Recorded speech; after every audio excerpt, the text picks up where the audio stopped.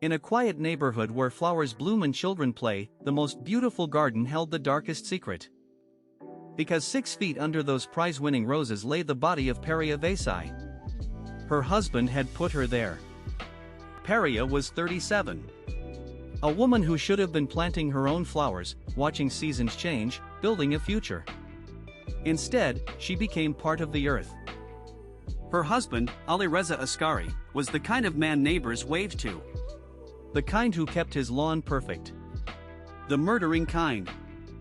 What happens when the front door closes? When the curtains are drawn? When love becomes possession and possession becomes violence? On one unremarkable evening, Alireza Asghari made a choice. Not in passion. Not in rage. Cold. Calculated. Final. This wasn't a crime of passion, it was methodical execution. Asghari killed his wife with the same precision he used to tend his garden. Deliberately. Ruthlessly. After ending his wife's life, did he pause? Did he grieve? No. Asghari immediately began planning. The cover-up mattered more than the corpse. He surveyed his garden like a landscape architect of death. Which roses would hide the evidence best? How deep to dig? Naturally, this went exactly as planned. Which is to say, terribly. Under cover of darkness, Asghari dug.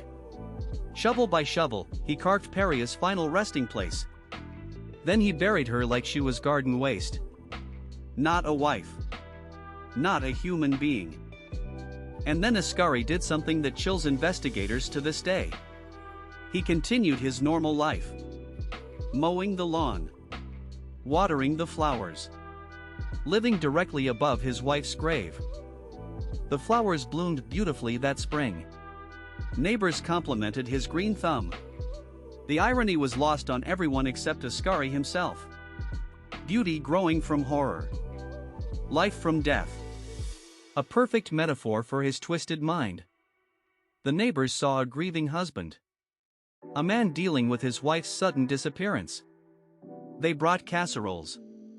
Offered shoulders to cry on. Evil hides in plain sight. 3 weeks later, Peria's family filed a missing person report. They hadn't heard from her. Asghari claimed she'd left for Iran unexpectedly. Family emergency, he said. Asghari had an answer for everything. Phone records? She'd changed her number. Social media silence? She needed space. Each lie more elaborate than the last. A masterclass in deception. But investigators aren't easily fooled. They'd heard these stories before. Vanishing wives. Convenient explanations. The timeline didn't add up. Neither did Asghari's shifting details. Police canvassed the neighborhood. Searched local parks. Reviewed security footage. They were looking everywhere except the one place that mattered most. His backyard. Then technology betrayed him. Phone pings. Credit card records. Digital footprints he couldn't erase. His wife's last known location? Their own home. The night she supposedly left for Iran. 6 months after Peria vanished, cadaver dogs arrived at the house. They went straight to the garden. To the beautiful flowers. To the spot where Asghari spent so much time tending his plants. The handcuffs clicked shut with a sound that echoed through the neighborhood. Asghari's performance was over.